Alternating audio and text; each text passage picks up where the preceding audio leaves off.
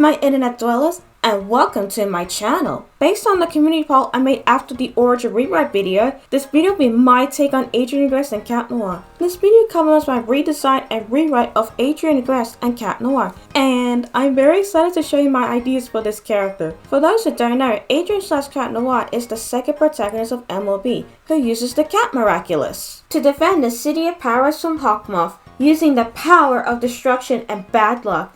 As Adrien, he is the son of Gabriel Agreste, the infamous fashion designer, a fashion model beloved by many, and a friend to Marinette. That's the general idea of this character.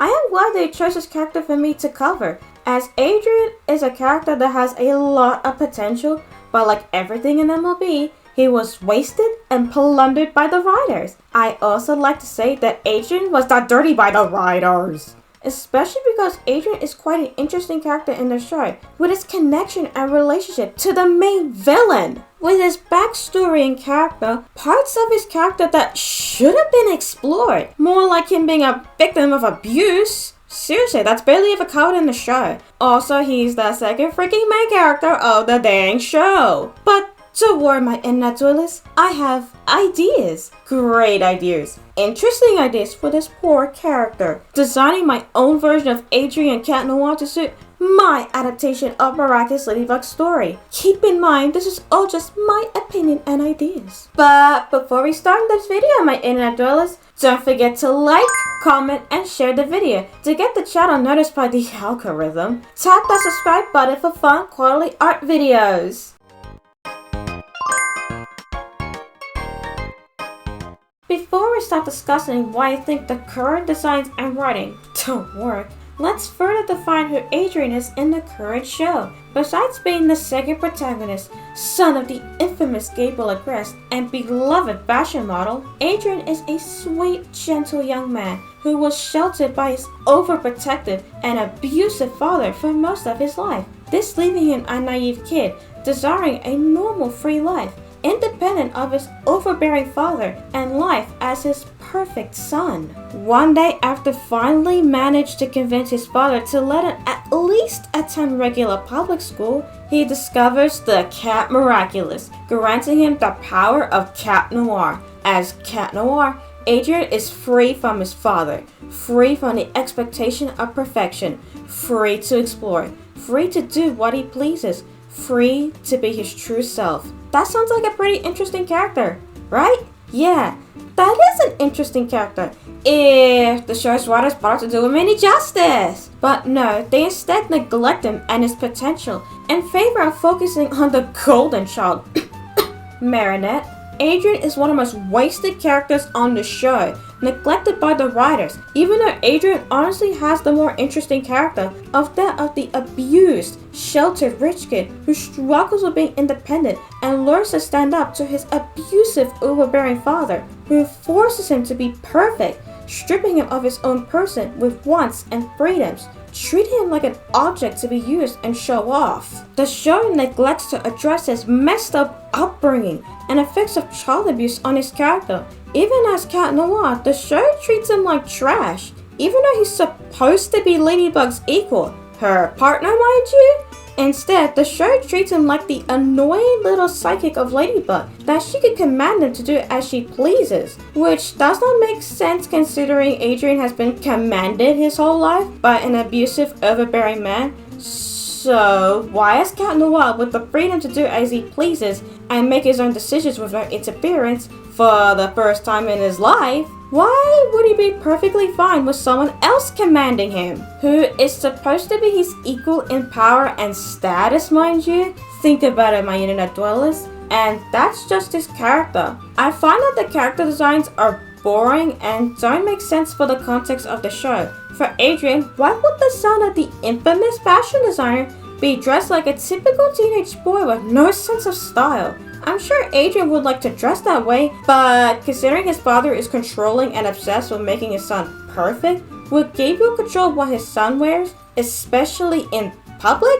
Like having a stylish dress Adrien every day in stylish attire? Stylish so leaving no strand out of place? Also, I find his design boring. It does not reflect his character or even his upbringing. For Cat Noir's design, I don't have much to say on it. It is definitely better than Ladybug's current design. It hides his identity slightly better with his eyes. I like the colors they chose, and it's much more interesting than Ladybug's design, but I feel like it could be much more. Like changing parts of his design to hide his identity better, like his hair, or maybe using the colors in a better way, make him look more flamboyant and bold, reflecting on his charismatic nature. Those are just my thoughts and ideas, and I shall transform those ideas into action, into something new, bold, and something of my own creativity and design.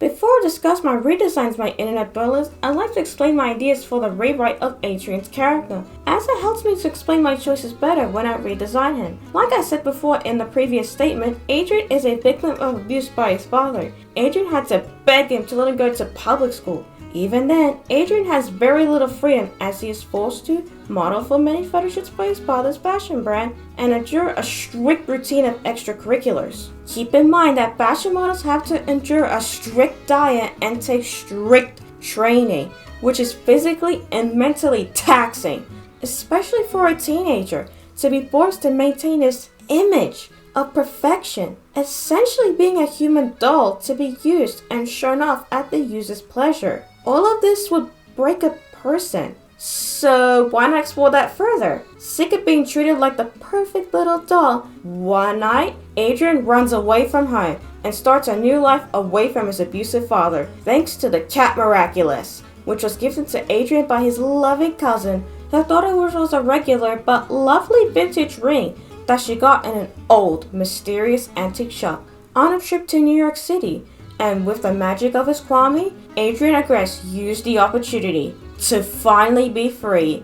Free to live as he pleases, changing his appearance and taking on a new identity, that of a young man named Felix Martin, a free-spirited, friendly 18-year-old who enjoys skateboarding and is passionate about rock and roll and metal music, even playing guitar as the leader and singer of a garage band. He is expressive, creative, and kind, possessing street smarts from living in the big city, along with being rebellious, impulsive, and quite the troublemaker. He also struggles with his mental health and self-esteem, which he hides behind his charming smile. All of this is reflected in my design of him. For someone who can finally dress and express himself with no restrictions, I imagine that Adrien Agreste, now Felix Martin, would experiment with fashion that his father would never let him wear. For this free-spirited musician and skateboarder, he would totally wear his hair in a more messy way with bold highlights. For his outfit, being part of a garage band,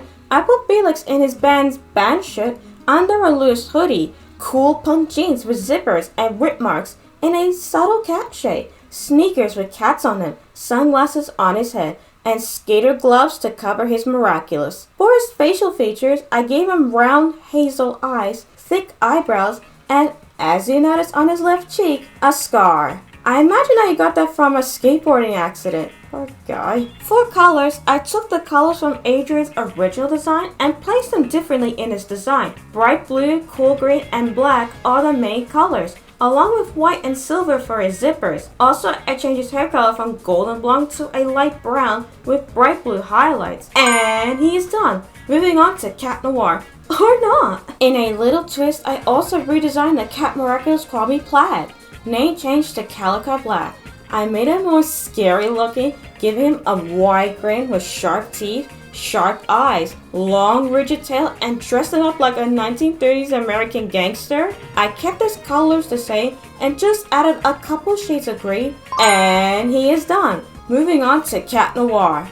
For Cat Noir, as I said before, I thought his design was good, but it could be so much better, so I went full on Catwoman with this wild tongue, further hiding his identity by making him taller, adding some muscle, and giving him overall mischievous catboy energy. Also gave his suit an open white collar. For his cat belt, I thought it'd be much better if it was placed on his tail instead of his neck. I imagine that Cat Noir uses his belt to intimidate his enemies. Any Akuma who hears those jingles quakes in the boots as the miraculous user of destruction hunts them down. Also, he will use his bell to put a smile on a troubled soul's face, being the lovable rogue he is. For his mask, I made it a bit bigger and shaped similar to a cat. For his hair, I went full on Marvel's Black Cat with long, wild white hair. And his eyes, I made them more sharper and more cat-like.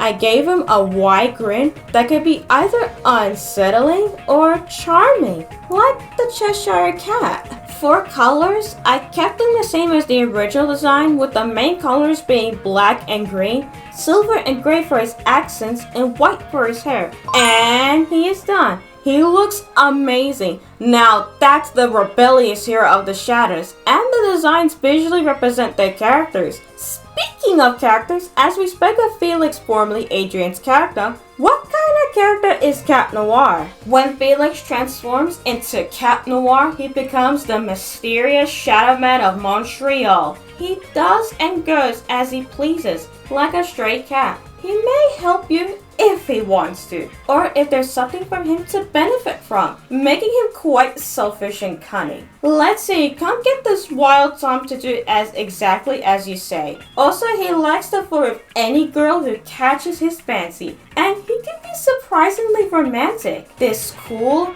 cunning, charismatic man is feared by the lowlifes of Montreal, the criminals, the scammers, and especially the Akumas. He keeps such a low profile to the point he is pretty much a rumor made those who dwell in the city underworld. Any attempt made by any soul to find the shadow of a man were left in vain, as Cat Noir would just disappear into the shadows, like he was never there. And I think that Cat Noir prefers it this way, because there is a special kind of freedom in being a shadow.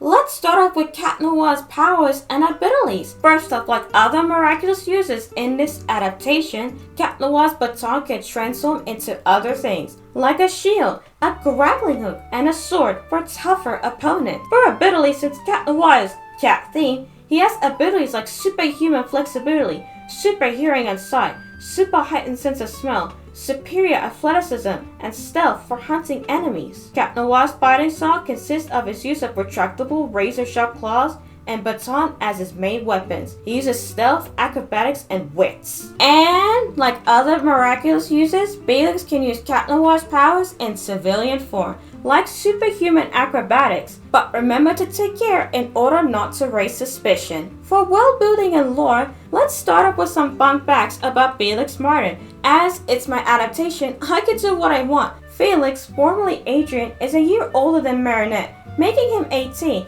and in his last year of high school. He lives alone. He plays in a garage band as the lead singer and guitarist. He is a skater and quite a talented one, and he possesses street smarts. For why and how he lives alone, let's say Calico and Adrien found someone in the underworld of Paris who was willing to sell his identity and life, and this person was an orphan from Canada who lived on government assistance, which covered his living expenses like housing. Speaking of Calico, who is he? As some of you can tell by the little outfit I put on him, Calico in his previous human life was the important member of a mysterious gang in New York City during the 1920s and 30s. This gang was called the Cats. This gang was a mysterious crime family so great that the police never caught them. Hell, they didn't even know they existed. But how, you may ask? That because Calico Black secretly possessed great magic that allowed him to conduct all their plans without failure.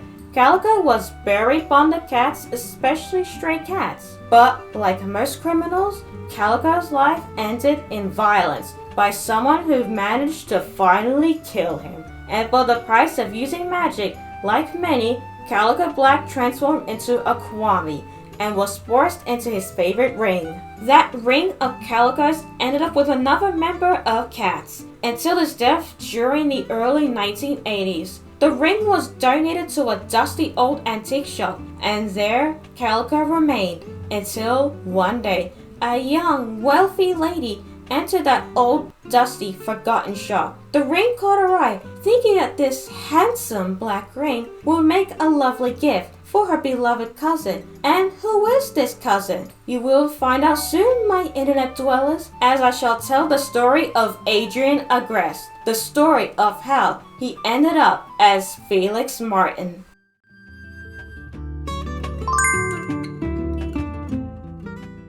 Here is the fully detailed telling of Adrian's new backstory, starting from the beginning. Adrian came from what it looked like to an outsider, a perfect, normal, wealthy family. The father, the infamous Gabriel Agreste, the fashion designer. The mother, Emily Agreste, a passionate scientist and archaeologist. Her research was funded by her loving husband, who thought of her as the perfect one. Beautiful, elegant, intelligent, and loving. Unfortunately, not all thought of Dr. Agreste like her husband, as they considered her work radical and her as a mad woman, as she believed there were people throughout history who possessed great otherworldly powers, allowing them to perform miracles for their ends.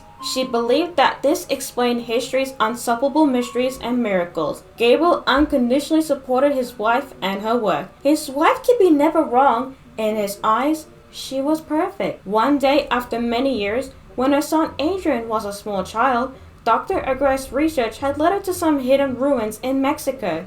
She and her team discovered a brooch that matched the description of her research. She was over the moon, and then presented her findings to the elites of her community in a private presentation. Gabriel was there to support his wife, along with their young son Adrian, to the shock and horror of those closed-minded elites who laughed at Dr. Agreste's theories. Dr. Agreste proved her radical theories true, using the very magical brooch, transforming a poor volunteer into some kind of monster that showed off its superhuman abilities. Dr. Agreste gleamed with pride and joy. The audience was in awe. Her husband and son clapped for her. But for those elites who were greedy and so close-minded, they were impressed, and they wanted the power of that brooch. They offered millions to Dr. Agreste, but she refused, no matter how many times they harassed her over the following months, as Emily felt that more research and testing had to be done.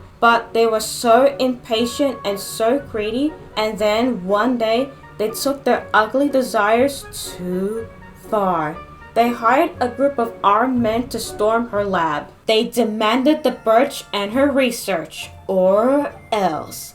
Emily refused and escaped with the brooch, and hid the brooch in a secret underground safe. Only she knew. She eventually made it out of the lab, reaching the escape pods, but the men caught up with her and one of those elites demanding the brooch. Emily refused once again, pleading that the brooch is dangerous when misused, but they refused to listen, saying there were many who were offering them billions for the brooch. Emily tried to escape, but was shot in the back and fell to the ground dead. Blood flooded the floor. The elites and their men searched throughout the lab, and after hours of searching, they couldn't find the brooch. They gave up and covered their crime, lying to the public that a lab accident killed Dr. Agreste, slandering her as a mad woman, obsessed with her crazy theories. News reached her husband, and Gabriel was beyond livid, anger boiling his blood, a deep hatred for the world that took his beloved perfect wife away. After his wife's funeral, he returned to her lab to find the brooch. As he knew where that secret safe was, he retrieved the brooch secretly, the item of his wife's years of hard work. He returns home to his confused son, wondering why his mother has not yet come home. Gabriel looked at his son, who was the splitting image of his mother, beautiful and perfect, just like her. This ugly, dirty world is not going to take him away. An obsession was born. An obsession with keeping his perfect little son safe. Adrian, in his eyes, was too good for the world. He is perfect. He had to be perfect. This led to seeing his son as an object, Every time Adrien tried to do something that Gabriel didn't like, he was harshly punished and then gaslighted into thinking it was for his own good. This was his life for many years. Adrien was a prisoner. He was not allowed to explore his own interests, leave the house, pick his own clothes, or even befriend others besides his cousins.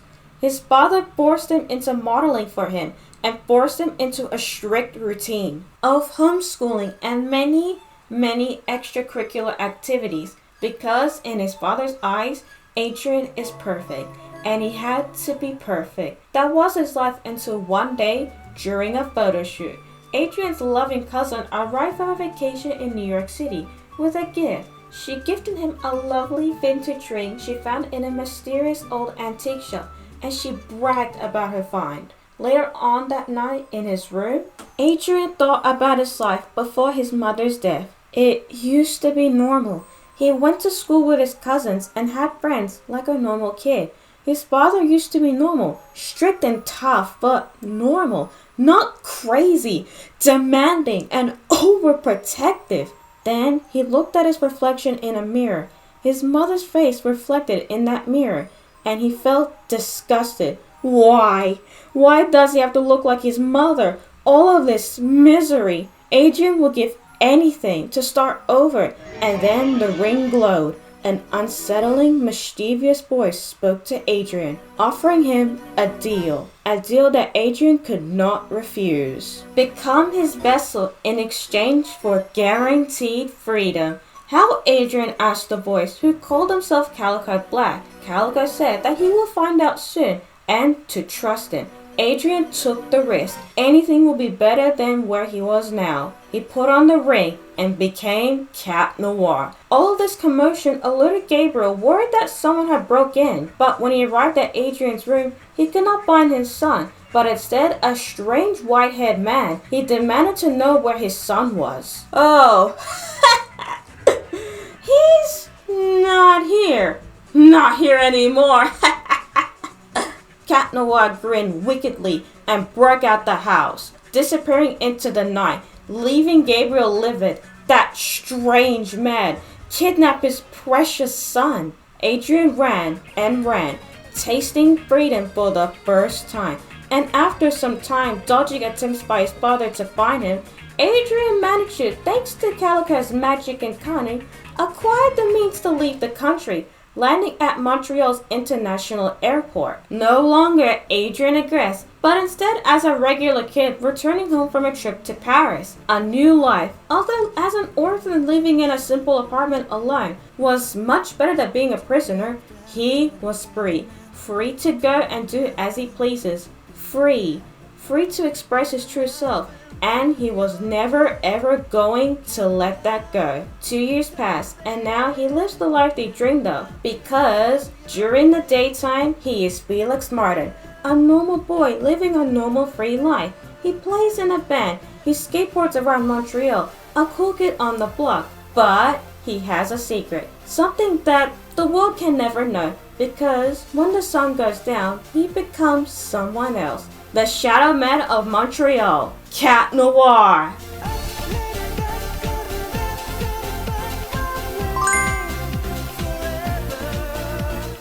Thank you for watching, my internet dwellers. This video took me longer to make than expected, as I did not plan originally on making a whole section just for Adrien's new backstory. I am so glad you guys chose this character for me to redesign, as you and I felt that this boy needed some serious justice. And I was so happy to deliver that. Question of the day, my internet dwellers. Which MLB character do you want me to redesign next? Put your answers below. I love to read them. Follow me on Pixup and Instagram for my art and information on future videos. Follow me on Twitter and Tumblr. Check out Ladysdesignsshop, Designs, my wrappable shop on my cute, unique merch. And follow my shop's Instagram. Feel free to commission me on artistry.io for custom art. And that's all for today, my internet dwellers. Stay tuned for the next video. And goodbye for now.